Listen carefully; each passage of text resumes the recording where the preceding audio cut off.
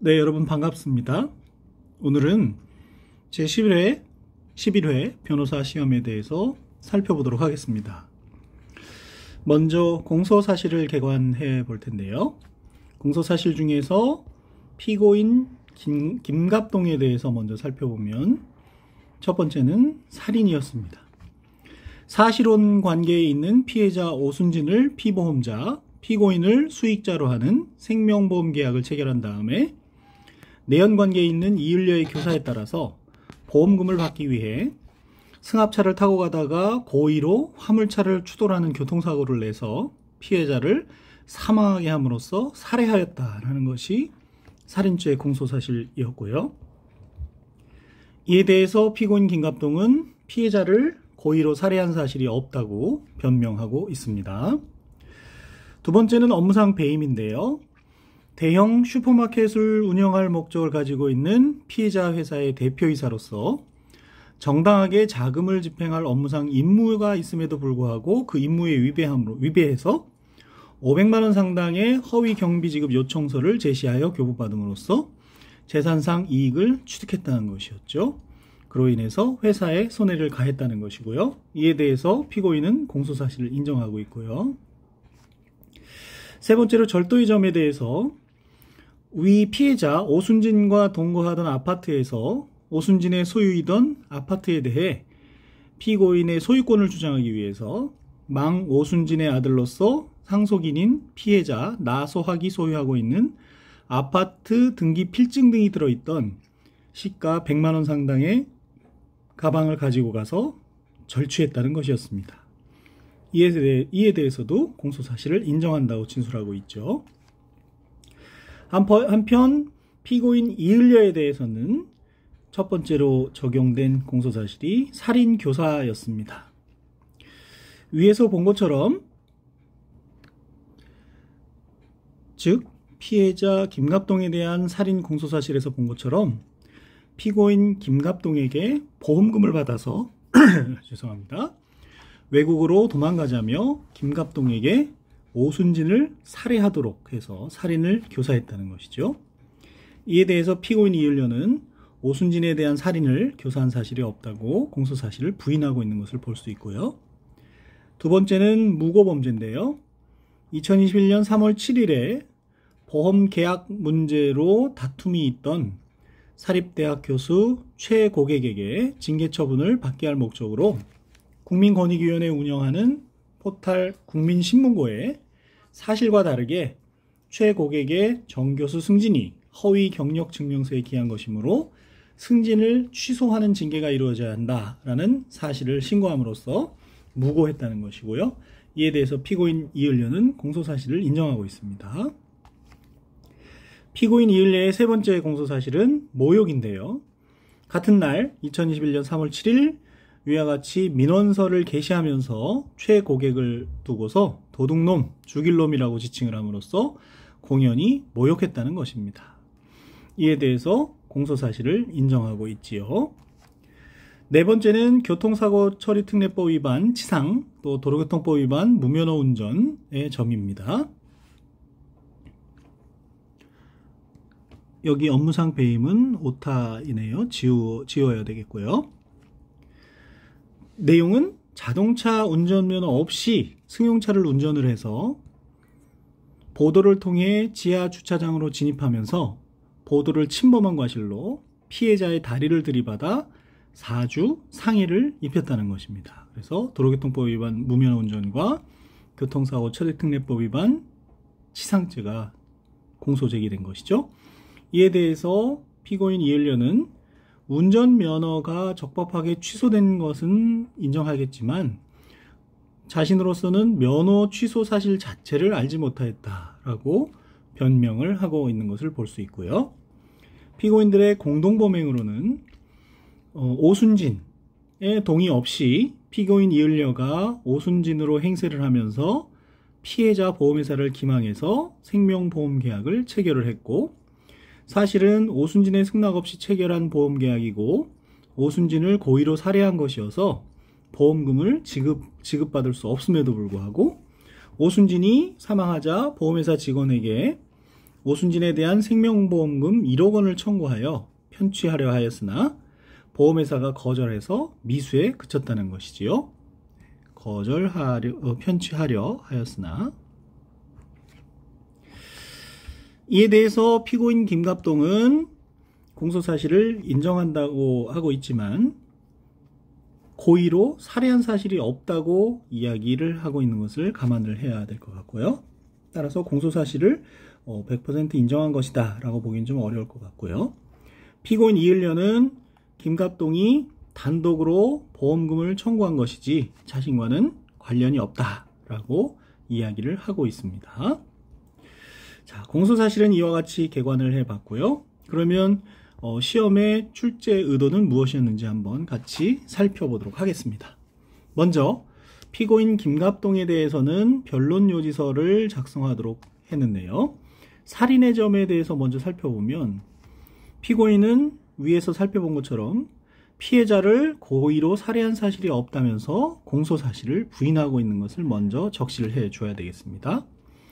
그리고 전형적인 325조 후단무죄로 보여지기 때문에 증거능력 없는 증거부터 검토를 하게 되겠지요. 피고인, 여기서 피고인이라고 하는 것은 김갑동이 되겠죠. 피고인에 대한 사법경찰관 작성의 2회 피의자 신문조서는 당연히 형사소송법 312조 3항의 대상이 되는데 피고인이 내용을 부인하고 있기 때문에 증거능력이 없다고 표시를 해줘야 되겠고요. 차량에서 수거한 블랙박스의 메모리 카드, 차량에 있던 블랙박스 메모리 카드를 집에서 이제 압수를 하게 되죠. 블랙박스 메모리 카드와 압수 조서 및 압수 목록 등은 김갑동이 긴급 체포되게 되는데 그 긴급 체포된 자의 소유 소지물을 압수할 수 있죠. 그렇지만 그와 같은 영장 없는 긴급 체포에 수반하는 압수수색은 체포 후 24시간 이내에 가능합니다. 그런데 우리 사안의 경우, 시험의 경우, 사안의 경우 21년 11월 9일 10시에 체포가 됐는데 그로부터 14시간이 지난 24시간이 아니라 26시간이 지난 그렇죠? 12시경에 압수가 되는 것을 기록 38쪽 39쪽에서 확인해 볼 수가 있습니다. 따라서 위법하게 수집된 증거가 되겠고 또는 위법하게 수집된 증거로부터 파생된 2차 증거에 해당한다고 봐야 되겠습니다. 그렇기 때문에 위법 수집 증거에 대해서는 증거 동의를 했는지를 묻지 않고 불문하고 역시 증거 능력이 없다고 판단을 하게 되겠지요. 김경위가 법정에 나와서 증언을 하고 있는데 그 중에서 피고인으로부터 들었다는 부분이 있습니다. 이 부분은 전형적인 조사자 증언에 해당을 해서 피고인의 진술을 내용으로 하는 전문 진술이 되겠죠. 즉 피고인 아닌 김경위가 피고인 본인의 진술을 내용으로 하고 있기 때문에 316조 1항이 적용되는 전형적인 전문 진술이 되겠습니다. 따라서 특신상태가 요청이 되는데 이 사건의 경우 밤샘 조사로 특신상태가 인정되지 않기 때문에 증거 능력이 없다 이렇게 판단을 해주면 좋을 것 되겠습니다. 각주 1에서 자백하는 것을 들었다는 전문 진술이기 때문에 여전히 312조 3항이 적용된다는 그런 표현이 있을 수가 있는데요. 그런 답안이 있을 수 있는데 그것은 316조가 개정되기 전에 판례로 생각이 되기 때문에 본문에서 이야기하는 것처럼 316조 1항으로 가는 것이 맞고 특신 상태를 부인하는 것이 타당한 답안으로 그렇게 생각이 됩니다. 그래서 그와 같이 증거 능력 없는 증거들을 배척을 해준 다음에 공소사실에 배척된 증거 빼고도 무죄 변론을 하기 위해서는 공소사실에 부합하는 또는 부합하는 듯한 증거들을 다 증거 능력을 배척하거나 증명력을 탄핵해 줘야 되기 때문에 위에서 살펴본 증거 능력 없는 증거 외에도 공소사실에 부합하는 증거들이 있기 때문에 증명력이 부족한 부분을 이제 적시를 해 주어야 되겠습니다. 증명력이 부족한 부분은 이제 여러 가지 사건 내용을 고려해서 찾아낼 수밖에 없는데요. 출제 의도에 의하면 첫 번째는 범행 동기가 굉장히 의심스럽다는 거죠. 마트를 운영하면서 이미 월 1,700만 원 상당의 수입을 올리고 있었고 또 급하게 돈이 필요한 사정도 드러나지 않고 있습니다. 그렇기 때문에 보험금, 대출금이 아니라 보험금인 것 같은데요. 보험금을 노리고 살인하였다고 보기에는 금전적 동기가 부족하다고 봐야 될 것 같습니다. 한편 피고인이 가입한 다수의 보험은 피고인의 성격상 보험 가입 권유를 거절하지 못했기 때문이기도 하고, 계좌 추적 결과 다수의 보험에서 담보대출을 받았고 다수의 보험을 만기에 적립금 전부가 환급되는 예금 적금으로 활용한 점에 비춰볼 때 보험금을 노리고 살해했다는 것이 증명이 부족하다고 봐야겠죠. 또 피해자 오순진이 사망하기 직전에 다수의 보험을 가입한 것이 아니라 2013년부터 꾸준히 매년 보험에 가입해온 것을 보고 알 수 있고 또 보험을 유지해오고 있는 것을 알 수 있습니다. 범행 동기를 인정하기가 어렵죠.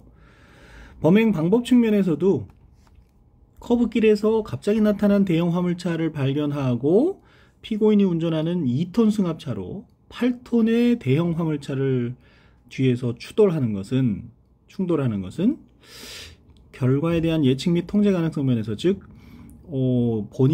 본인이 살아날 수 있다는 그런 예측이나 통제가 쉽지 않은 것이기 때문에 그런 범행을 감행하기는 어렵지 않느냐는 것이죠. 그리고 살인의 수단으로 그와 같이 피고인 본인 스스로 생명이나 신체에 심각한, 잘못하면 본인도 사망할 수 있는 그런 자동차 사고라는 범행 방법을 선택하는 것이 이례적이고 납득하기 어렵다, 이렇게 변호인 입장에서 주장을 할 수 있을 것 같고요. 한편 사고 내용 같은 것을 비춰볼 때 피해자가 안전벨트를 착용하였다고 하더라도 사망 결과는 동일할 것으로 인정이 되는 점에 비춰볼 때 안전벨트 문제도 큰 공소사실에 부합한다고 보기 어렵고요. 피해자가 사망한 전후의 상황을 보더라도 경찰 조사에서 피고인이 사망 이전에 미리 범행을 계획하거나 자동차 충돌 방법 등을 검색한 흔적이 전혀 수사 결과 드러나지 않고 있고요. 목격자인 김은수의 말에 따르면 사고 직전에 앞서 운전하던 피고인이 가끔씩 차선을 밟아서 졸음운전으로 생각하였다고 진술하고 있고, 피고인이 새벽에 장기간 운전하였던 점에 비춰볼 때 고의로 인한 범행이라기보다는 졸음운전으로 인한 사건이다, 이렇게 보는 것이, 사고다라고 보는 것이 합리적으로 생각이 됩니다. 그리고 원래 피고인 혼자서 운전해서 부산에가 내려갈 예정이었는데 그 당일날 피해자가 자청해서 차에 동행하게 된 것이죠. 계획적으로 태우고 간다거나 그런 것이 아니고요. 그 밖에 다른 박목교의 증언 중에서 박목교의 증언이라는 것은 이을려가 살인교사 취지에 발언하였다는 것을 김갑동이 말린 것에 불과해서 특신상태가 인정된다 하더라도 살인의 증거로는 부족하다고 해야 될 것 같고요. 사망진단서 같은 것도 살인의 증거로는 부족하다고 봐야 될 것 같습니다.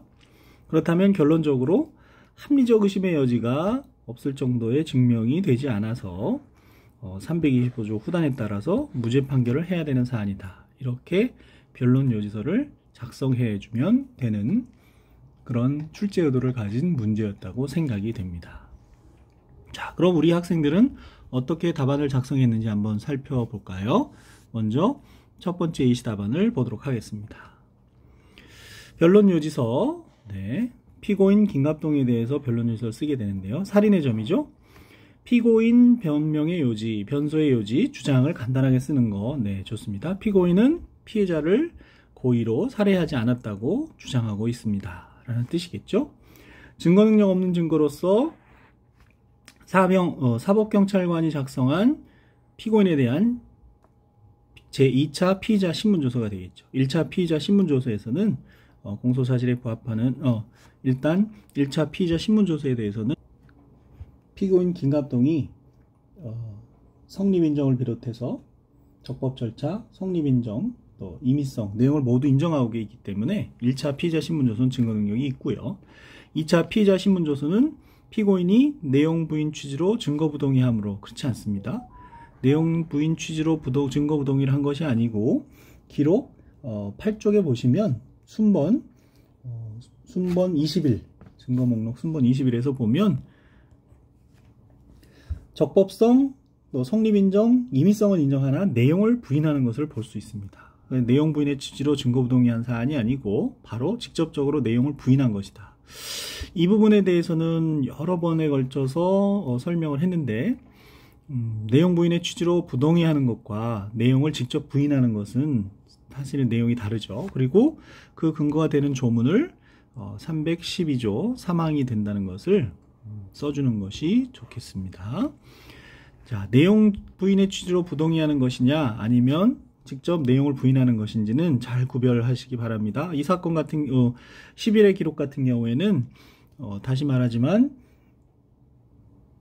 시험 기록 8쪽에 증거 목록 중에 순번 21을 보시면 동그라미 X라고 해가지고 직접 내용을 부인하는, 네 번째가 내용 부인에 해당한다 그랬죠.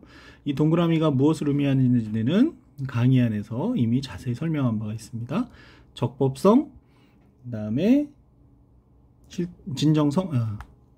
성립의 진정, 그 다음에 세 번째는 임의성, 그 다음에 네 번째가 내용 부인 인정 여부라고 그렇게 공부를 한 바가 있습니다. 내용 부인의 취지로 증거 부동의하는 것인지 내용 부인하는 것인지는 제 기억에 의하더라도 여러 번 설명한 것 같은데 아직 내용 부인과 내용 부인 취지로 증거 부동의를 혼동하고 있는 것은 조금 더 복습을 해야 된다 그렇게 생각이 됩니다. 그 다음 박목격 진술 조서 중 일부라고 되어 있는데요.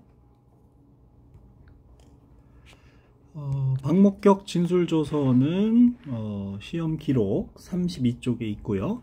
그 내용을 보면 호순 피해자가 죽고 나서 김갑동을 만났는데 이을려가 이렇게 말한 적이 있다 라고 해서 괴롭다 라는 이렇게 되었다 결과적으로 그런 뜻이 들어있고 그에 대해서 증거 의견을 기록 7쪽에 증거 목록 순번 10번에 보시면 그렇죠?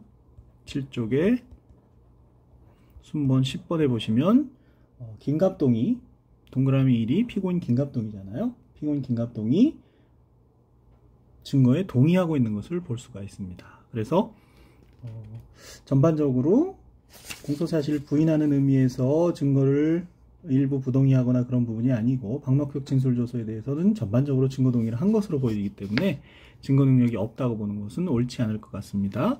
자, 기록을 통해서 다시 한번 살펴보면요. 네, 스크린을 봐주시면 박목격 진술조서에 대해서 경찰 작성의 박목격 진술조서에 대해서 피고인 김갑동이 동의하고 있는 것을 볼 수 있습니다. 그래서 그 중에 이을려로부터 들은 부분만 따로 떼어서 부동의했다고 보기는 어려운 사안이라서 증거 능력이 없다고 판단한 것은 잘못됐고요. 그 전에 앞서서 내용 부인의 취지로 증거를 부동의한 것이 아니라 바로 직접적으로 내용 부인했다는 부분이 바로 이 부분이죠. 2회 피의자 신문조서에 대해서 김갑동에 대한 경찰 작성의 2회 피의자 신문조서에 대해서 김갑동이 적법성, 성립인정, 임의성은 인정하지만 요 네 번째 동그라미 X죠. 이게 바로 내용 부인을 했다는 것이죠. 내용 부인의 취지로 부동의한 것이 아니라 직접적으로 내용을 부인했다는 얘기가 되겠습니다. 그것과 공범으로서 경찰 관계에 있는 경찰 단계에서 작성된 피의자 신문조서에 대해서 부동의한 것을 하나로 표시되는 것을 구분을 해야 된다. 여러 번 설명한 거니까요. 다시 한번 익히기 바랍니다. 그럼 다시 강의 자료로 예시 답안으로 돌아가 보겠습니다. 예시 답안으로 돌아가서 보면 그래서 박목격 진술조서는 증거 동의를 하고 있기 때문에 잘못 기재한 것으로 봐야 되겠습니다.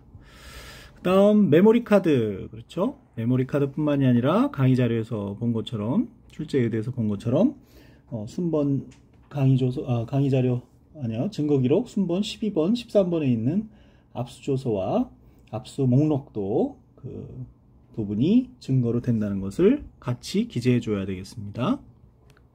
순번 12, 13이 아니고 증거기록 39페이지에 있는 시험기록 39페이지에 있는 압수조서와 압수 목록, 즉 증거기록 기록 8페이지에 있는 순번 23, 24가 기재가 되어야 되겠습니다.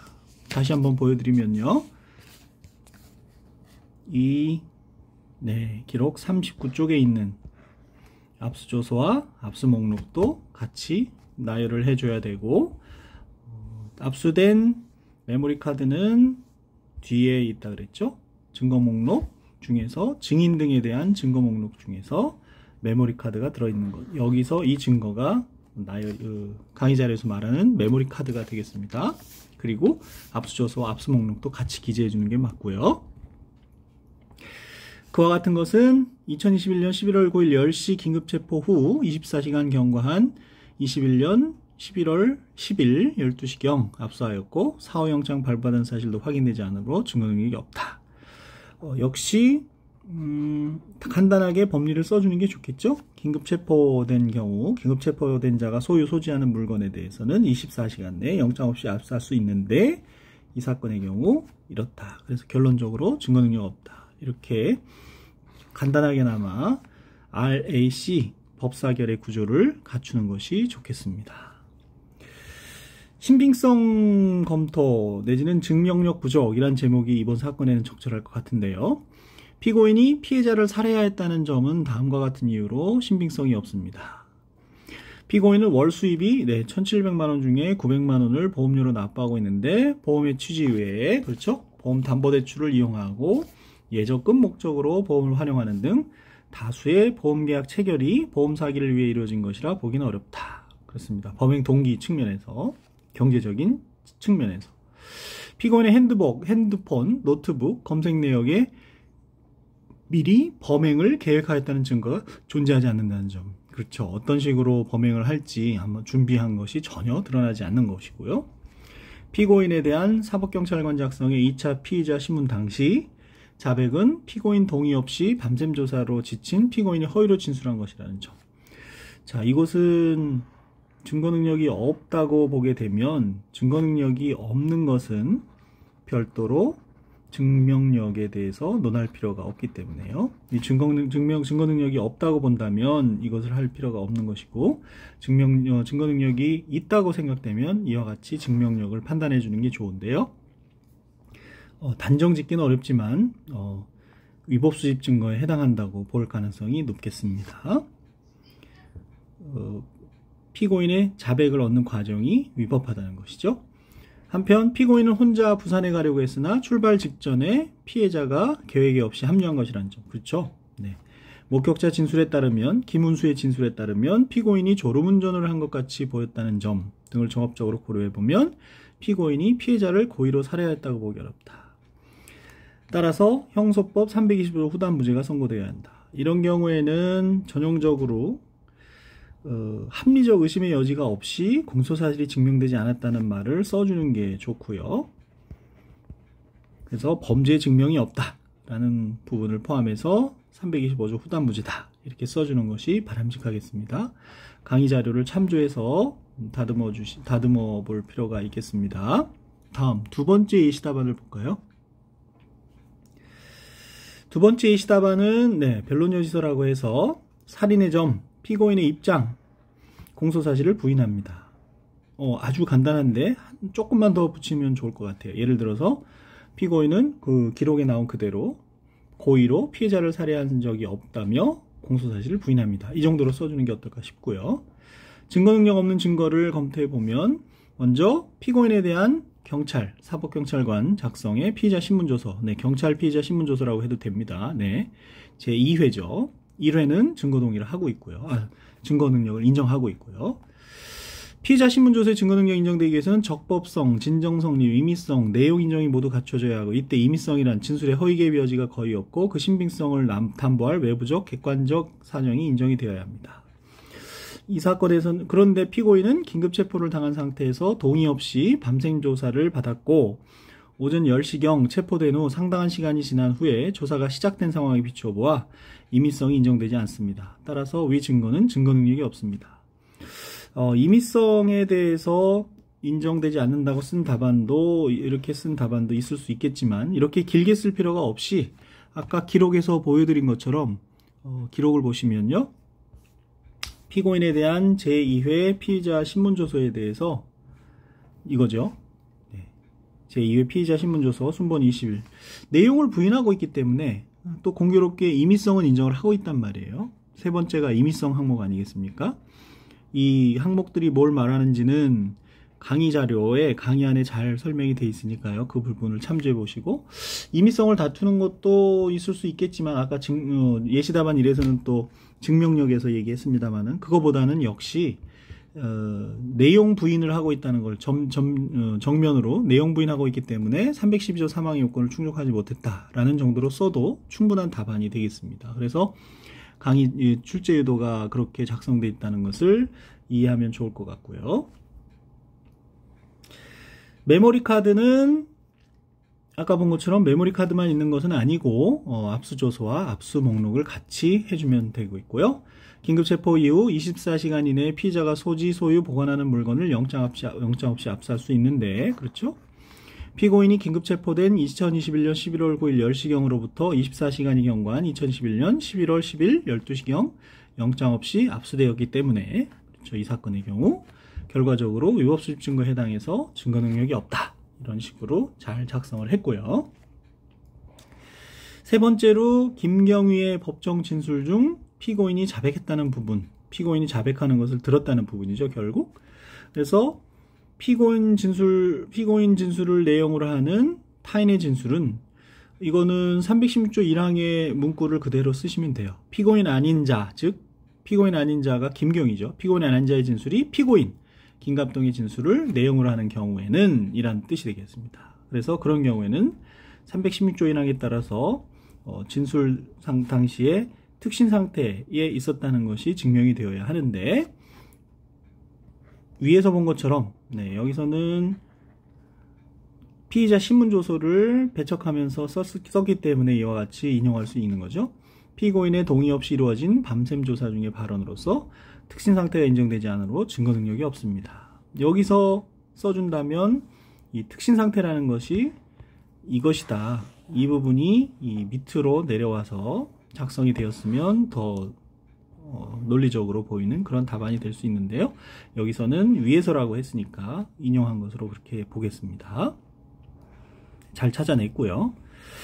증명력 부족 부분으로 넘어가서 피고인은 매출이 15억 정도의 사업을 하고 있고 월 1,700만 원의 급여를 받고 있으며 평균적으로 2천만 원의 현금을 보유하고 있는 자로서, 즉 경제적으로 살해할 동기가 없다는 거죠. 보험금 수령을 목적으로 살인을 계획할 이유가 없다. 또한 피고인은 평소와 같이 사고 당일 납품을 하기 위해 운전을 하게 되었고, 오순진은 자신의 일정을 위해 우연히 피고인 차량에 동승한 것일 뿐 피고인이 이를 계획했다고 보기 어렵죠. 당일날 피해자가 자청해서 차를 타게 됐다는 그 뜻이죠. 게다가 피고인은 뇌진탕으로 의식을 잃었고 그 차량이 대형 화물차 아래 끼어들어갔는데 피고인이 오순진을 살해하기 위해 스스로를 위험에 빠뜨리기까지 했다는 것은 경험칙에 반한다. 그렇죠. 범행 방법이나 결과에 있어서 너무 위험을 수반하는 거죠. 오히려 졸음운전으로 비상정차대로 차를 운전하였고 우연히 그곳에 대형 화물차가 주차되어 사고로 이어졌다고 봄이 상당하다. 즉 이 경우에는 김은수라는 목격자의 말을 인용을 해서 그렇게 설명하는 것이 맞겠고요. 피고인이 오순진 명의의 보험에 가입한 것 외에도 다른 가족들을 위한 보험도 여러 가지 보험을 들었다는 거죠. 월 400만 원으로 가입한 것에 비추어 보아 예적금 목적으로 가입한 것으로 보아야 하고, 보험 사고를 고의로 내기 위해서 보험에 가입했다고 보기 어렵다. 보험에 가입한 이유가, 동기가 보험금을 노리고 했다는 게 아니죠. 결국 결론적으로 부족 증거도 썼는데요. 수사보고, 검시조서 및 사망진단서 같은 경우에 증거만으로 고의로 살해했다고 보기는 어렵고요. 사망진단서는 뭐 사망했다는 것만 드러나는 것이지요. 따라서 이 부분 공소사실은 합리적 의심의 여지가 없을 정도로 증명되지 않았으므로 형사소송법 325조 후단에 의해서 무죄를 선고해 주시기 바랍니다. 이렇게 하면 되겠죠? 네. 업무상 배임의 저임에 대해서는 강의 자료를 먼저 보고서 또 살펴보도록 하겠습니다. 강의 자료 보시면요. 업무상 배임의 점에 대해서는 그동안 우리가 계속 작성해왔던 여러 가지 확정 판결이 존재하는 사건들에 대한 내용과 유사합니다. 그래서 다음과 같은 법리가 이제 필요하게 되는데요. 한 개의 행위에 의해서 사기죄와 업무상 배임죄의 각 구성 요건이 모두 구비가 된다 그러면 하나의 행위로 여러 죄가 성립하는 경우에 해당하기 때문에 상상적 경합관계에 있다는 것이고요. 그와 같은 판례의 대표적인 것이 근거가 된 것이 2002도 669 전원합의체 판결의 내용이 되겠지요. 판례 내용은 여러분이 한번 자세하게 차분하게 읽어봐 주시기 바라고요. 또 이와 같이 상상적 경합범 관계에 있는 범죄 중 일부에 대해서 확정 판결이 있게 되면 그 기판력이 나머지 범죄에 미치게 되죠. 이와 같은 법리 하에서 이 사건의 경우를 살펴보면 2021년 11월 20일에 사기죄로 판결을 선고받아서 그게 확정이 됩니다. 그렇죠? 기록 18쪽에 보면 그런 내용이 나오죠. 그와 같이 확정된 판결의 범죄 사실과 이 사건 공소 사실이 상상적 경합 관계에 있다라는 말이 들어가 줘야 되겠죠.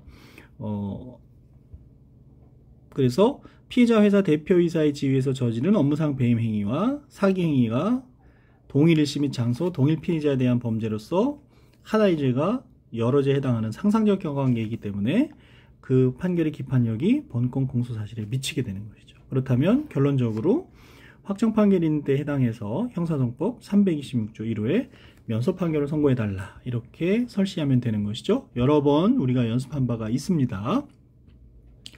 예시답안 이번엔 2부터 보면요. 업무상 배임의 점에 대해서 상상적 경합 관계에 있는 일죄에 대해서 확정 판결이 있는 때 다른 죄에 대하여도 기판력이 미치게 되죠. 그런데 업무상 배임죄와 이 사건 업무상 배임죄와 사기죄가 상상적 경합 관계에 있다는 말이 이제 나와야 될 텐데요.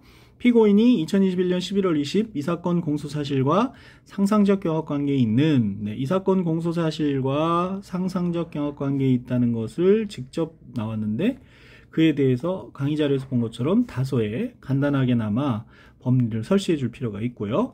그런 전제 하에서 이 사건의 경우 사기죄에 대해서 유죄 선고를 받아서 확정 판결이 있다는 얘기가 나와야 되니까 판결이 확정된 사실이 등장하면 되겠습니다. 그렇다면 결론적으로 확정 판결에 해당하므로 327조 1호에 따라 면소 선고해 주시기 바랍니다 라고 썼는데요. 327조가 아니고 326호죠. 326조죠. 이런 부분도 세심하게 조심할 필요가 있겠습니다. 그동안 써왔던 것과 유사하기 때문에 그런 점에서 살펴보면 되겠고요. 예시답안 2를 볼까요?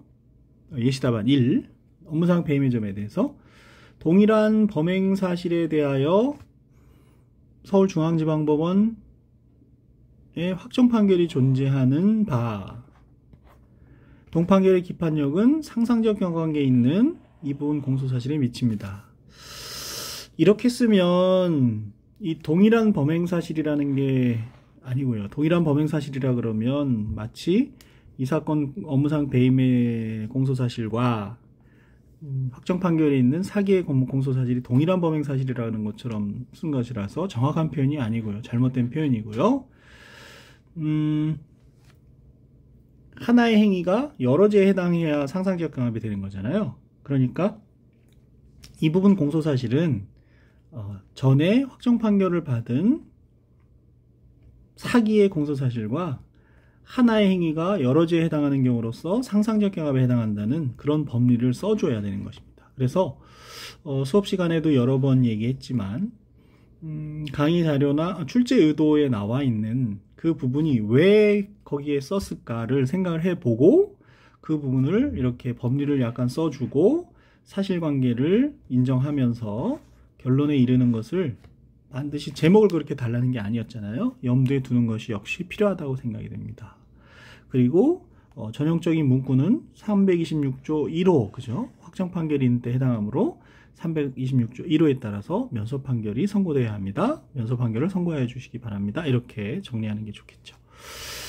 이것도 여러 번 연습이 된 건데 본인이 정확하게 이해하고 쓴 것인지 다시 한번 볼 필요가 있겠습니다.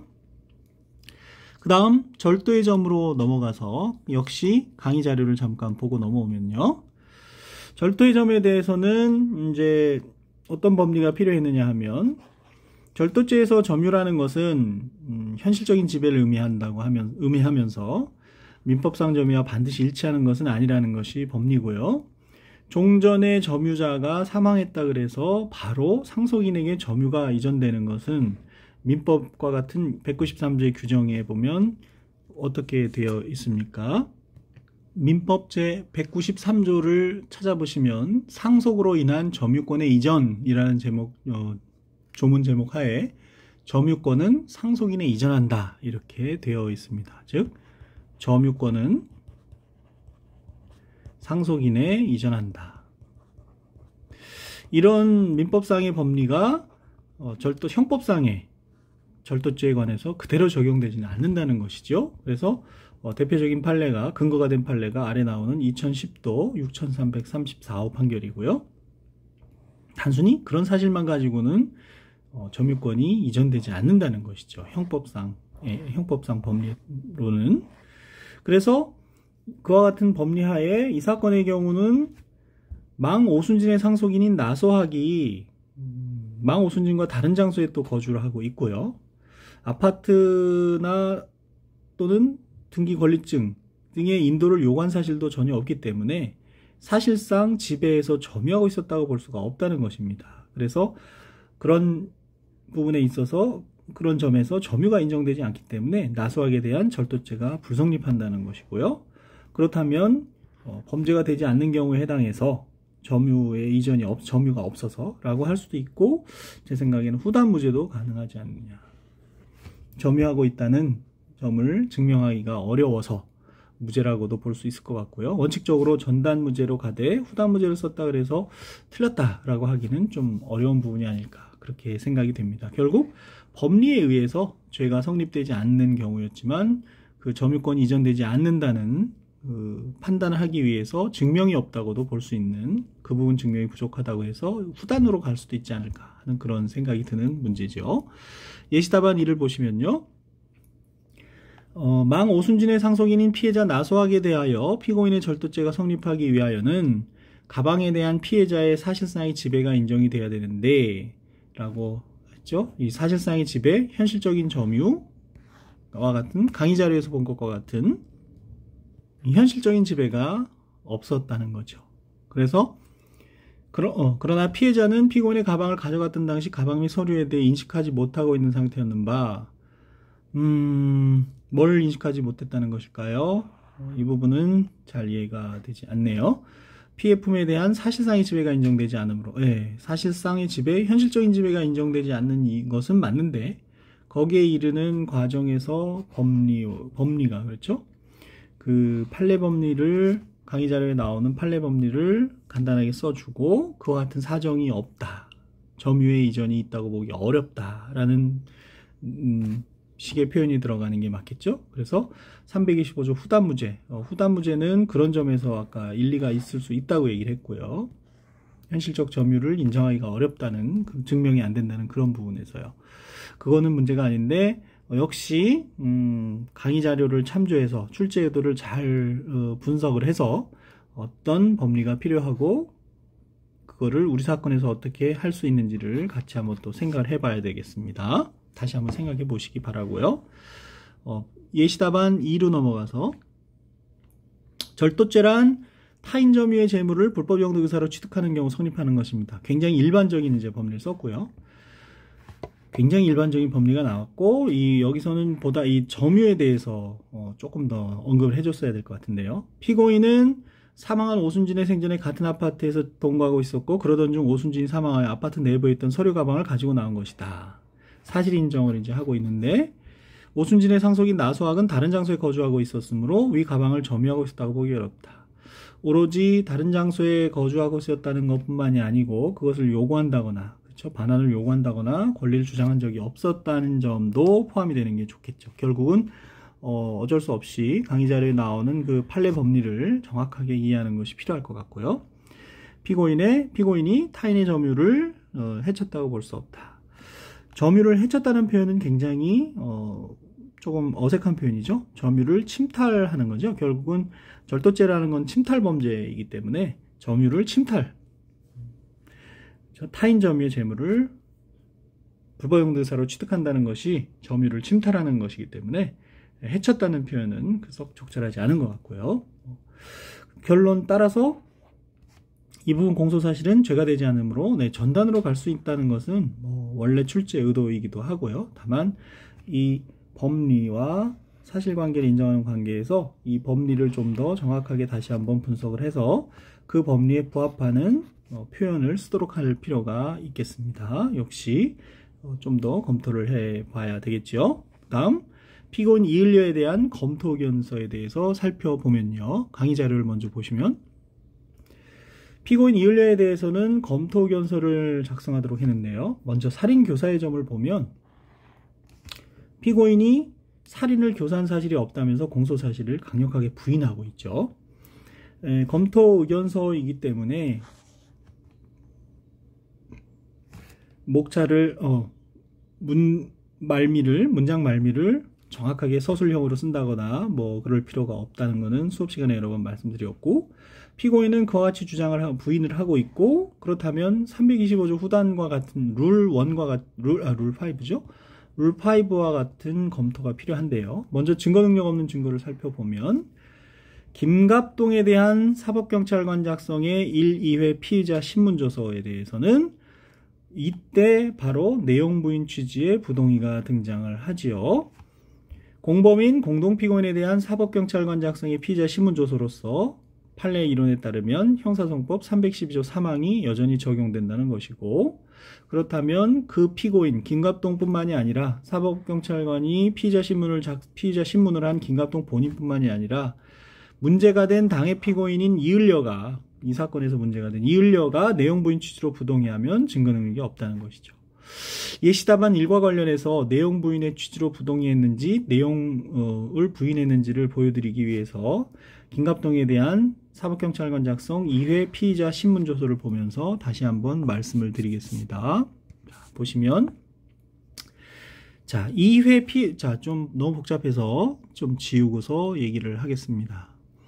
2회 피의자 신문조서에 대해서 보세요. 김갑동에 대한 피의자 신문조서이지만 어때요? 김갑동은 아까 본 것처럼 적법성 인정하고 진정성립 인정하고 임의성 인정하고 내용을 부인했다는 것이고요. 지금 피고인, 이 동그라미 2가 피고인 이을려 아니겠습니까? 위에 보면 여기 역시 피고인 이을려가 있죠. 1은 김갑동이고요. 전부 강의 시간에 사실 설명했던 부분들이에요. 피고인 2에 대해서도 이 김갑동이 살인교사에 부합하는 증거로 제시했기 때문에 피고인 2도 증거를 표시했는데, 피고인 2는 자기에 대한 피의자 신문조서가 아니기 때문에 피고인 이을려로서는 원래 내용 부인할 수가 없는 것이지만, 판례는 사법경찰관이 작성한 공범인 공동피고인, 김갑동과 이을려가 공범 아닙니까? 공범인 공동피고인에 대한 피의자 신문조서는 이을려가 내용 부인을 해도 증거 능력이 없다. 312조 3항이 적용된다. 그러면 312조 3항에 의해서 역시 원칙적으로는 적법성, 실질성립, 임의성, 내용 이렇게 네 가지를 인정하든지 부인하든지 해야 될 텐데, 보통 그럼 내용을 부인하겠죠? 이 경우에는 여기 동그라미 X 하나가 된 거죠. 자기에 대한 피의자 신문조서가 아니고 김갑동에 대한 거기 때문에 아래 표시에서 보시는 것처럼 X가 하나인 경우에는, 여기가 아니고요. 피의자 신문조서에 대해서 X가 하나인 경우에는, 여러 개의 보호가 있는 경우에는 김갑동 같은 경우에 그렇게 되는 것이고, 이 본인에 대해서는 원래 기타 증거 서류처럼 취급이 되어서 부동의를 했던 겁니다. 부동의를 하나로. 그래서 그 부동의가 원래는 무슨 뜻이라고요? 판례에 따르면 부동의했다는 것은 결국 이 312조 3항에 따른 내용을 부인한 취지로 보겠다, 그 뜻입니다. 그래서 내용, 기록에 나와 있는 이 부분은 부동의한 것이고, 그렇죠? 피고인 이을려가 김갑동에 대한 사법경찰관 작성 피의자 신문조서에 대해서 부동의를 했는데, 그렇죠? 부동의를 했는데 그 부동의의 뜻이 뭐라고요? 내용 부인의 취지다라는 겁니다. 왜? 판례가 312조 3항에 따라서 내용 부인을 해버리면 증거 능력이 없기 때문에 그와 같이 내용 부인하는 뜻으로 부동의한 거다는 뜻이에요.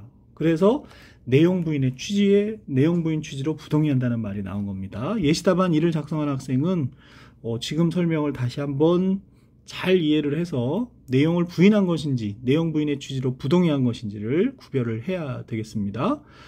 역시 강의 자료 앞부분에 설명이 다 되어 있습니다. 그리고 학기 초에 설명한 부분이 있으니까 복습을 할 필요가 있어요. 여러 번 얘기하지만 앞으로만 나가려고 하지 말고 기본이 되는 사항을 정확하게 이해하고 자기 것으로 만들려는 노력도 시간도 가져야 됩니다. 그래서 강의 자료로 돌아오면 김갑동에 대한 사법경찰관 작성의 2일 2회 피의자 신문조서에 대해서 김갑동이 아닌 이을려의 입장에서 내용 부인의 취지로 증거 부동의했다는 표현이 등장할 수가 있는 겁니다. 이제 이해가 되셨죠? 그 다음 김경위 증언 중에서 김갑동으로부터 들었다는 부분이 있습니다. 김경위는 피고인 아닌 자죠. 네, 피고인 아닌 자가 김경위입니다. 그 중에서 김갑동도 이을려에 대한 관계에서는 피고인 아닌 타인이에요. 그러니까 피고인 아닌 자 김경위가 진술한 것이 피고인 아닌 타인 김갑동의 진술을 내용으로 하는 것이기 때문에 316조 2항의 전문 진술이 되겠습니다. 전형적인 그런 부분이 되겠죠. 그런데 316조 2항에서 요청하는 요건 중에서 원진술자가 진술불능할 요건이 필요한데 원진술자인 김갑동이 지금 법정에서 같이 출석해서 재판받고 있지 않습니까? 그러니까 필요성 요건이라고 표현한 부분은 원진술자가 진술할 수 없을 것이라는 요건, 진술불능이라는 요건을 말하는 거죠. 그 요건을 충족하지 못하기 때문에 증거 능력이 없다. 이렇게 써주면 되겠고요. 박목격이라는 사람이 증언을 하게 되는데 그 중에 김갑동으로부터 들은 부분이 있습니다. 그렇죠? 그래서 박목격은 피고인 아닌 자니까 역시 피고인 아닌 자의 진술이고요. 김갑동으로부터 들었기 때문에 피고인 아닌 타인의 진술을 역시 내용으로 하는 겁니다. 그러니까 똑같이 위에서 본 김경위 증언 중에 김갑동 진술 부분과 같이 316조 2항의 전문 진술에 해당하는 부분이 되겠지요. 같은 이유로 증거 능력이 없습니다. 여기서 몇몇 학생들이 수업 이후에 그리고 이메일을 통해서 질문을 해왔는데요. 이것이 김갑동으로부터 들었다는 부분이 이을려가 오순진을 죽이고 보험금을 받아서 외국으로 도망가자라는 부분이기 때문에 이을려가 말한 것을 김갑동이 듣고 김갑동이 박목격에게 이야기했기 때문에 박목격은 결국 이을려의 진술을 재전문한 것이 아니냐. 김갑동은 전문, 그렇죠? 박목격은 재전문이다. 이렇게 아니냐고 질문하는 경우가 있었는데요. 형식상으로 보면 그 이을려의 말을 김갑동이 듣고 김갑동의 말을 박목격이 들었기 때문에 재전문 진술인 것 같지만 김갑동이 들었다는 말 자체가 범행을 구성하는, 즉 교사 내지 범행을 제한하는 내용이기 때문에 이을려가 한 말 자체가 범행을 구성하는 교사 내지 범행 제한을 하는 교사겠죠. 교사를 하는 내용을 구성하고 있기 때문에 김갑동이 들었다는 것이 이을려의 전문 진술이라기보다는 이을려의 범행 사실을 인정하기 위한 진술 자체가 되는 거죠. 그러니까 이을려로부터 들은 김갑동의 진술은 전문 진술이 아니고 김갑동이 이을려로부터 들은 것을 박목격이 들은 것이 전문 진술이 되는 겁니다. 그래서 진술의 내용에 따라서 그것이 이을려가 한 얘기를 하더라도 이을려에 대한 공소사실에 비춰볼 때 이을려의 교사를 직접적으로 하고 있는 부분이기 때문에 이을려의 진술을 김갑동이 전문한 것이다. 이렇게 보는 것은 옳지 않습니다. 그리고 채점 당시에도 이걸 재전문 진술로 파악한 것은 틀린 답안으로 처리를 했다고 합니다. 그러면 또 이제 8회 변호사 시험에서 피해자 나병녀라는 사람이 증인으로 나와서 나병녀가 홍중재로부터 들은 얘기가 있습니다. 그렇죠? 홍중재는 또 누구에게 들었습니까? 피고인 이을남으로부터. 이을남이 자백하는 취지로, 그렇죠? 범행 후에 자백하는 취지의 말을 들었다라는 것은 범행 사실 자체를 구성하는 것이 아니기 때문에 마치 조사자 증언처럼 홍중재가 들었다는 것이 전문 진술이 되는 것이고, 홍중재의 말을 나병녀가 다시 전해 들었기 때문에 재전문 진술이 되는 거죠. 그래서 8회 변호사 시험을 또 예를 들어서 질문한 학생이 있었는데, 8회 변호사 시험에서 말하는 나병녀가 홍중재로부터 들었는데 홍중재는 이을남으로부터 들은 거라서 구조상으로는 이번 11회에 박목격이 김갑동으로부터 듣고 김갑동은 이을녀의 말을 들었다. 형식적으로 보면 재전문 진술인 것 같지만 아까 말한 것처럼, 살펴본 것처럼 이을녀의 진술 자체가 범행을 구성하는 사실 자체이기 때문에 11회 변호사 시험에서는 전문 진술에 해당하고, 8회 변호사 시험에서 말하는 것은 이을남이 자백하는 것을 들은 것이기 때문에 자백했다는 취지로 들은 것, 자백하는 취지의 말을 들었다는 것이라서 재전문 진술이 됩니다. 나병녀의 진술이. 이 두 가지를 역시 비교해서 살펴볼 필요가 있겠습니다. 8회 변호사 시험에서는 기록 19쪽에 있어요. 8회 변호사 시험 19쪽. 그리고 이번 11회 변호사 시험에서 나온 것은 그것과 다르다는 것을 정확하게 이해를 해야 되겠습니다. 중요한 부분일 수 있죠. 재전문 진술인지 아닌지를 구별할 수 있어야 되겠습니다. 한편 그와 같은 박목격에 대한 진술이 진술 조서에 담기게 되면 그것은 전문 진술이 진술 조서에 담긴 것이 되니까 두 가지 요건을 다 충족해야 되는데, 아까 본 것처럼 역시 316조 2항의 요건을 충족하지 못하기 때문에 증거 능력이 없게 됩니다. 그리고 이을녀에 대한 관계에서 블랙박스 메모리카드 압수조서 압수목록의 내용은 변론 요지서에서 주장한 바와 같기 때문에 변론 요지서에서 언급했으면 여기서는 인용을 하면 되고, 변론 요지서에서 쓰지 않았으면 여기서 자세히 쓰고 변론 요지서에서 원용을 해도 되는, 인용이 아니라 원용이란 표현이 더 적절하겠네요. 해도 되는 그런 부분이라고 할 수 있겠습니다. 그렇게 되면 살인교사를 인정할 증거가 없어지기 때문에 320조 후단에 의해서 무죄 판결의 예상이 되죠. 증명력을 탄핵할 부분이 보이지가 않기 때문에, 교사 사실을 탄핵할 부분이 잘 보이지 않기 때문에 증명력 탄핵이 없고, 한편 합리적 의심의 여지가 없다라는 표현도 들어갈 필요가 없는 그런 문제가 되겠습니다. 변론조지서에 살인의 점을 변론하는 것과 검토 의견서에서 살인교사의 점을 검토하는 부분에 있어서 다소 차이가 있는, 미묘한 차이가 있는 그런 기록이 되었던 것이죠. 자, 여러분은 어떻게 썼는지 한번 살펴볼까요? 예시답안 2부터 보면 살인교사의 점에 대해서 피고인은 교사한 사실이 없다고 라는 말을 간단하게 써주는 게 좋을 것 같고요. 공소사실 부인하고 있다. 증거능력 없는 증거에서 박목격의 법정 진술 중, 박목격의 법정 진술이라는 건 결국 증언이죠. 같은 표현입니다. 어떤 걸 써도 좋아요. 박목격의 증언 중 김갑동으로부터 들었다는 부분이죠.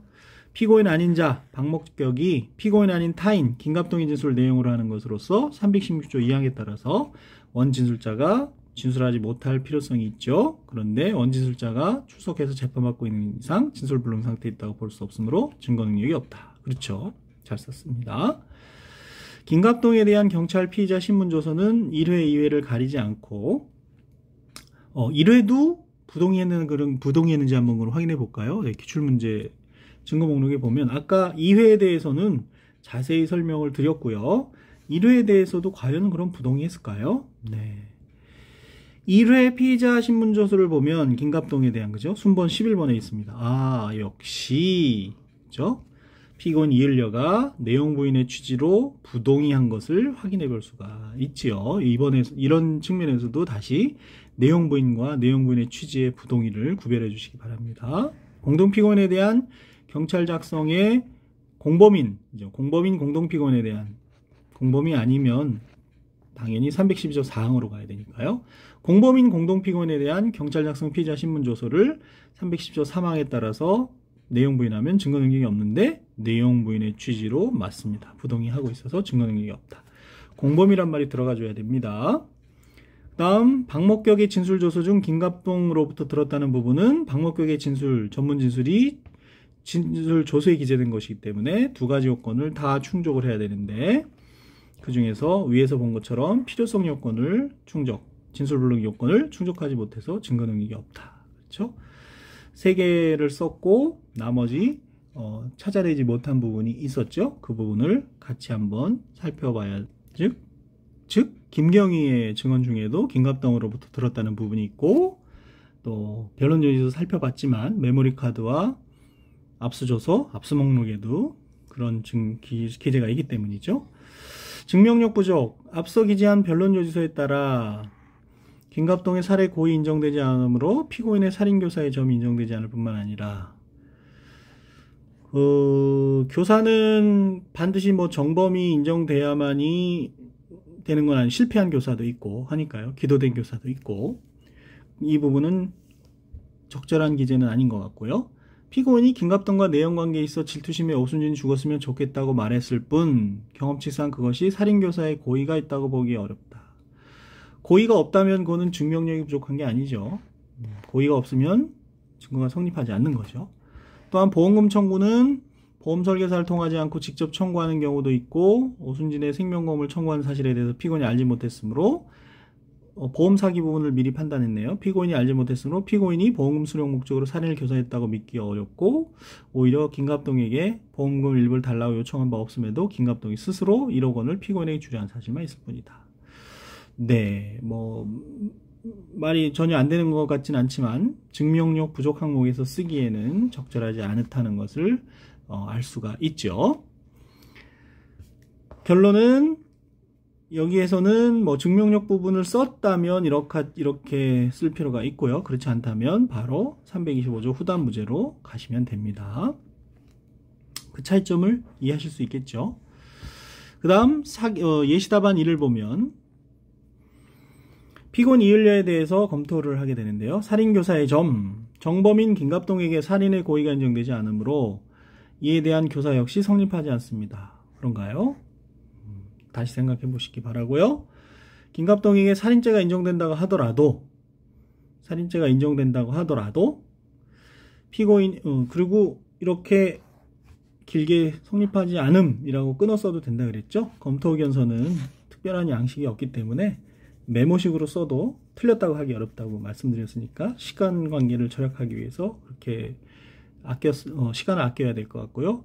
김갑동이 살인죄가 인정된다고 하더라도 피고인이 오순진이 죽어버렸으면 좋겠다는 등의 말을 한 것은 단지 질투심에서 비롯된 말이라는 점, 질투심에서 비롯됐다. 그리고 김갑동에게 보험금을 요구한 적도 없다. 그리고 김갑동 혼자 보험금 청구하였을 뿐 관여한 바는 없었다. 이 점에 비춰볼 때 살인교사를 하였다는 것은 신빙성이 낮다.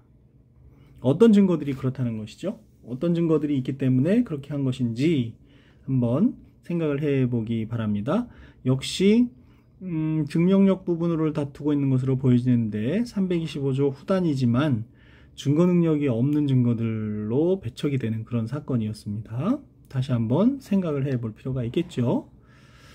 자, 사기 미수의 점으로 가서 보면요. 강의 자료.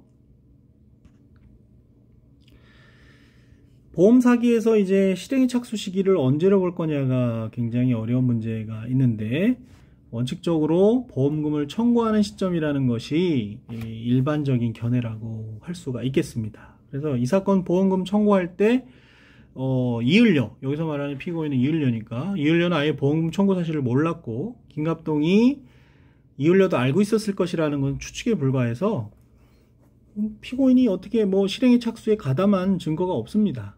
또 그냥 정말 백보양보해도 알고 있었다 하더라도 그것만 가지고 공범이라고 할 수도 없겠죠.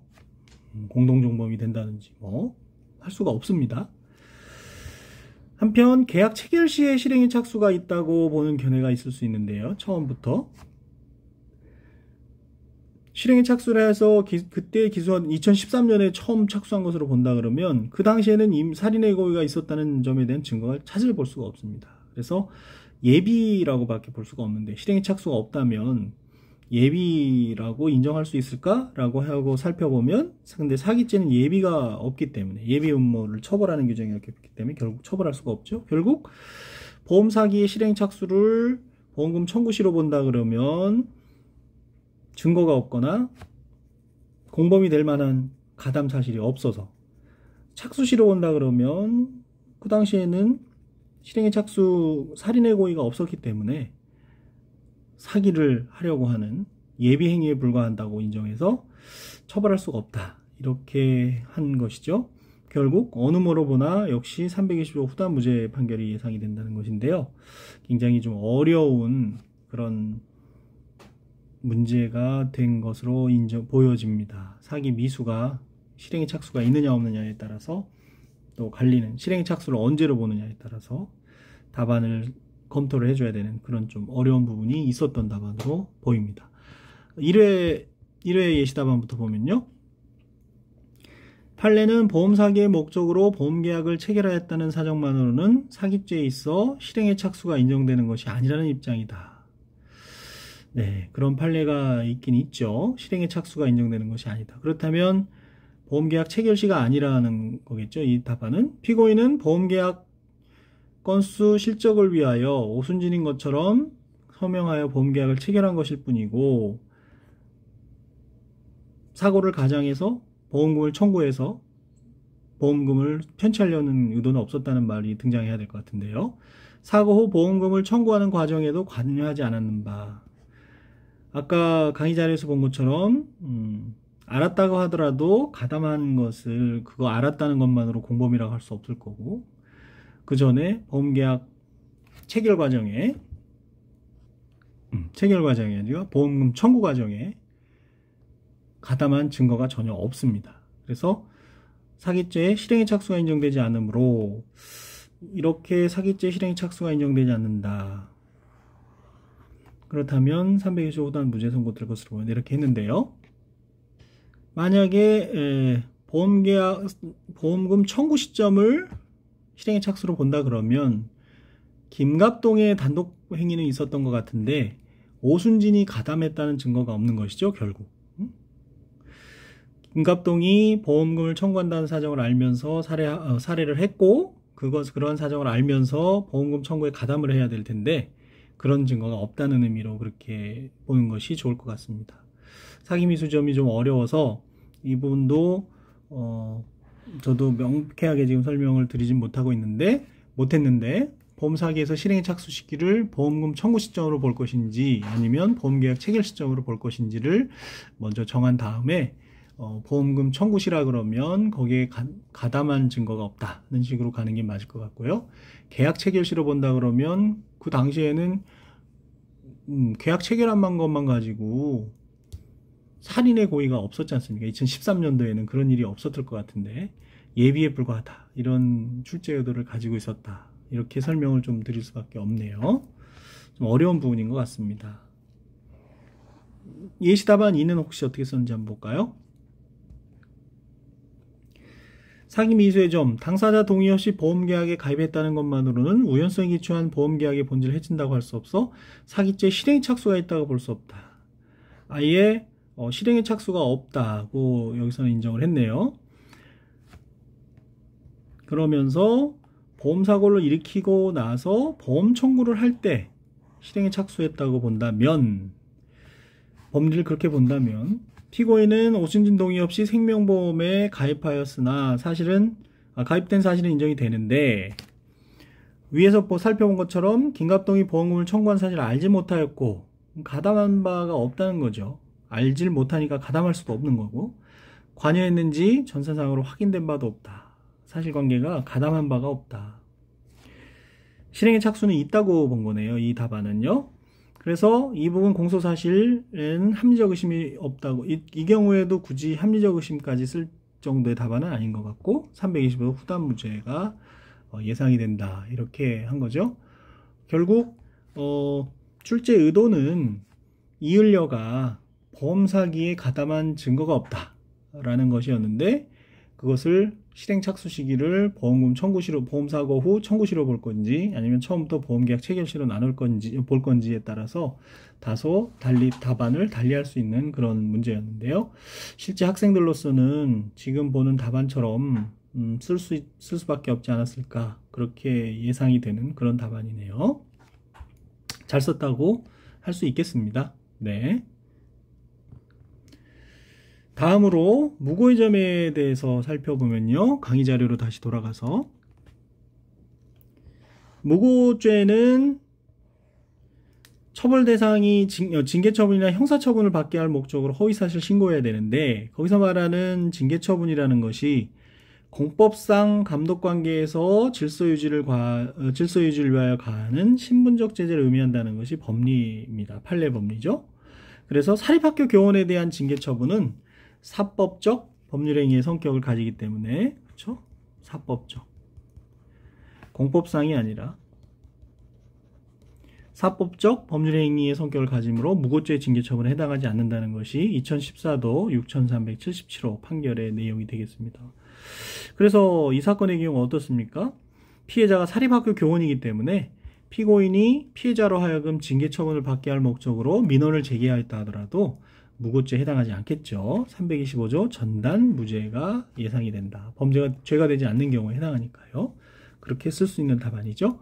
예시 답안 2를 먼저 볼까요? 이번에는 무고죄는 허위로 수사기관 등의, 그죠? 공공기관의 수사기관에 타인의 범죄 사실이 있는 것처럼 가장하여 신고함으로써 성립함. 이거는 매우 일반적인 법리라서 그렇게 이 사건에서 요구되는 법리는 아니고요. 설사 쓴다고 하더라도 조문의 내용을 인용해서 쓰는 것이 좋을 것 같고요.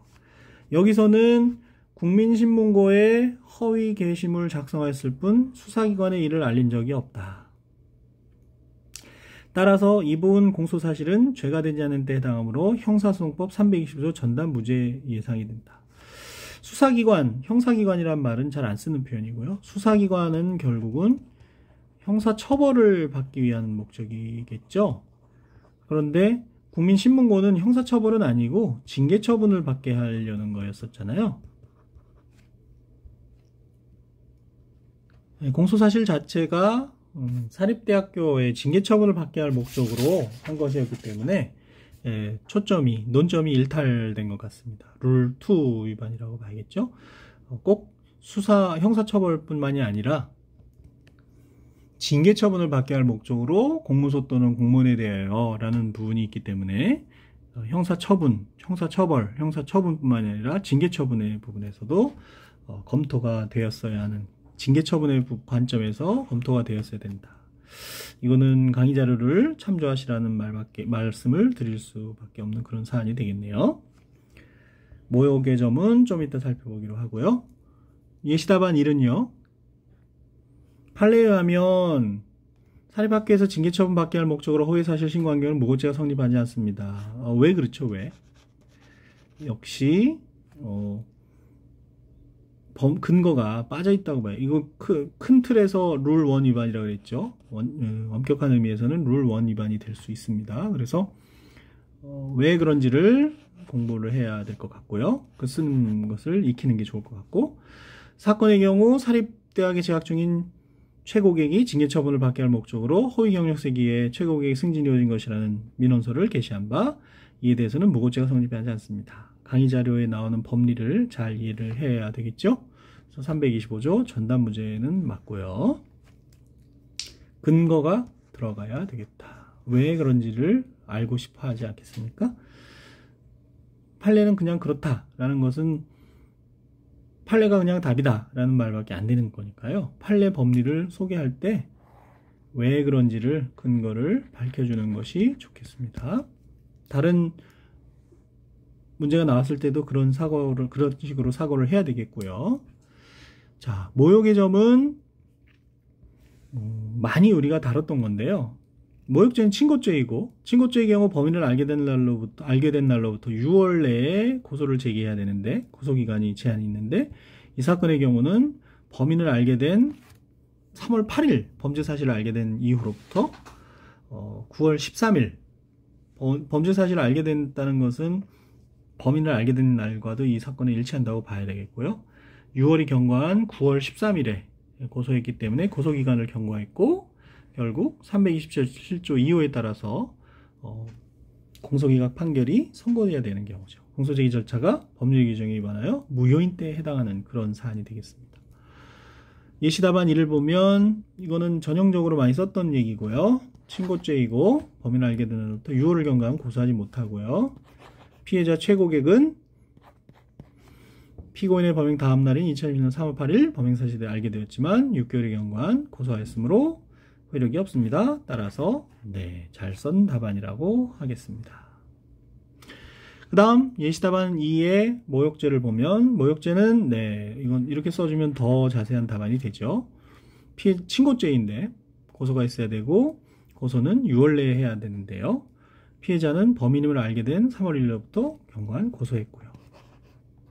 이 부분은 더 설명 안 해도 이제 되겠죠? 네, 이런 부분이 나오면 전형적으로 쓰는 그런 이제 습관이 돼야 되겠습니다. 교통법, 교통사고 처리특례법 위반 치상 및 도로교통법 위반 무면허 운전의 점에 대해서 살펴보면요. 강의 자료부터 먼저 봐주시면 출제 의도는 먼저 도로교통법 위반 무면허 운전의 점에 대해서 무면허 운전이 되려면 고의범이어야 된다는 거죠. 아래 나오는 2004도 6480호 판결도 그렇고 그렇기 때문에 운전자가 면허 취소 사실을 전혀 인식하지 못한 경우라면 그 죄에 해당할 수가 없고 설사 관할 경찰이 운전면허 취소 처분 통지 및 공고를 적법하게 거쳤다 하더라도 그것만 가지고는 운전자가 면허 취소 사실을 알게 되었다고 단정할 수 없다는 얘기죠. 그래서 인정이 되지 않으면 범죄 증명, 고의범, 범위가 증명이 되지 않는 후단무죄로 볼 가능성이 높아지게 되는 거죠. 2004도 6480호 판결의 내용이 바로 그런 내용을 설명하고 있는 그런 판례가 되겠고요. 그렇다면 이 사건의 경우 피고인은 범위를 부인하고 있는 상황에서 취소 통지를 못 받았고 또 여기 나오는 3번, 4번 이런 사유들이 전부 판례에서 설치되고 있는 그런 사유들이죠. 똑같은 이유로 면허 취소를 받은 전력이 없고 그런 전력이 있었으면 뭐 혹시나 알 수 있었을지 모르겠지만 그리고 또 면허 취소일로부터 겨우 15일이 지난 시점에 이 사건 운전행위가 이뤄졌고요. 범칙금도 받은 사실이 없어요. 그리고 운전면허증 앞뒷면에 비록 정기적성 검사에 대한 안내 및 경고 문구가 있었다고 하더라도 그것만으로는 고의를 포함해서 미필적 고의를 포함해서 인정할 수가 없다는 거죠. 알고 있었다는 것이. 그래서 범죄 증명이 없다는 표현이 등장할 수 있는 겁니다. 형소법 325조 후단 무죄 판결이 예상이 되는 거죠. 그에 반해서 교통사고 처리특례법 위반의 점은 보도침범에 해당합니다. 그렇죠? 교통사고 처리특례법 3조 2항 9호의 보도침범 사고에 해당하기 때문에 설사 종합보험에 가입되어 있다 하더라도 공소권 없음 처분을 해야 되는 것이 아니라 공소기각을 해야 되는 것이 아니라 유죄가 되기 때문에 자백과 피해자 진술 등의 보강 증거가 있어서 유죄 판결이 예상되는 경우입니다. 그런데 문제의 검토 의견서 양식을 보시면 기록 기출문제의 검토 의견서 양식을 보시면 올라가서 보시면요. 유죄로 인정되는 경우 정상관계를 검토해야 되는데 정상관계를 검토하지 말라고 돼 있어서 유죄 결론만 내주면 그렇죠? 검토 의견서에 유죄 결론만 내주면 되는 그런 출제 형식이었습니다. 만약에 유죄가 인정되는 경우 간략하게 정상변론을 하라 이런 식의 말이 있으면 간단하게 형법 51조의 양형의 조건에 관한 조문을 참조해서 간단하게 써주시면 되는데요. 이번 문제에서는 정상변론을 하지 않는 그런 답안이었습니다. 자, 예시답안 2부터 보면요. 먼저 도로교통법 위반 무면허 운전의 죄의 성립을 위해서는 운전자가 면허가 없다는 사실을 알고 운전했을 것이 요구되고 즉 고의로 해야 되는 거죠. 알면서 단순히 정기적 성검사를 받지 않아서 면허 취소됨을 알지 못한 경우에는 성립하지 않는다는 법리를 써주고요. 나름대로 잘 정리를 했고요. 피고인은 주소지 변경으로 정기적 성검사 의무 미준수로 운전면허 취소 사실을 통지받지 못하여 면허 없음을 전혀 알지 못했고 따라서 이 부분은 320조 후단 무죄가 된다. 이제 다소 무리스러운 요구일 수도 있겠지만 이 법리를 알 부분을 검토하는 과정에서 판례 법리가 얘기하는 것처럼 그런 전력도 없고 그렇죠? 통지받은 지 며칠 지나지도 않았고 범칙금을 받은 적도 없고 이런 식의 얘기들이 들어가 줬으면 더 완벽한 좋은 답안이 될 수 있는 그런 답안이고요. 교통법 위반 치상죄는 단서에 해당하는 사유가 없고 종합범위에 가입되어 있는 경우 사주에서 공소를 제기할 수 없는데, 피고인이 도보를 침범해서 보행자인 피해자 고은을 상하기 위한 사실이 인정되나 도로에서 건물 지하 주차장으로 들어가는 부분에 철판 경사로가 설치되어 있었고 지하 주차장으로 출입하기 위해서는 도보를 지나갈 수밖에 없어 위 경사로를 지나가야 할 필요성이 있었다. 따라서 피고인은 3조 2항 9호의 도로 침범에 해당한다고 할 수 없다라는 결론을 냈는데, 법리를 적었는데 그렇지 않죠? 그래서 그거는 보도 침범 사고에 해당하는 부분이기 때문에 특별형법을 다룰 때 이런 것들이 다뤄졌는지 모르겠는데 그런 법리가 필요했던 사안입니다. 이거는 뭐 더 언급하기는, 표현이나 이런 부분에서 언급하기보다는 결론 부분에서 생각을 해봐야 되는 그런 답안이 되겠죠. 두 번째 답안은요, 예시 답안 1은 건물 지하 주차장 진입하기 위해서는 보도를 통과하는 것이 불가피한 정황이 인정되므로 보도를 침범하여 운전한 경우에 해당하지 않으며 라고 또 썼는데, 피고인은 종합범위에 가입돼 있어 역시 공소기각으로 했는데요. 이거는 보도 침범 사고에 해당한다는 것이죠. 그리고 한편 누락된 부분, 무면허 운전 부분은 또다시 적어줘야 되는 그런 답안이 되겠습니다.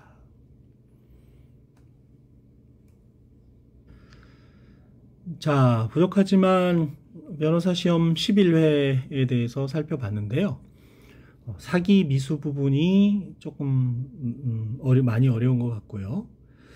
그리고 들리는 말에 의하면 보도 침범 사고에 해당한다는 것을 쓴 학생이 그렇게 많지 않다고, 생각보다 많지 않다고 들었고요. 그러니까 역시 틀렸다고 좌절할 필요 없고, 계속 제가 수업 시간부터 강조하는 것처럼 형사법 기록형을 대하는 태도 자체는 형사법 기록형 때문에 최소한 변호사 시험에서 실패하는 일이 없도록 하자, 이런 조금 그런 선에서 출발하는 게 좋을 것 같고, 그런 점에서 계속 공부를 하시는 게 좋을 것 같아요.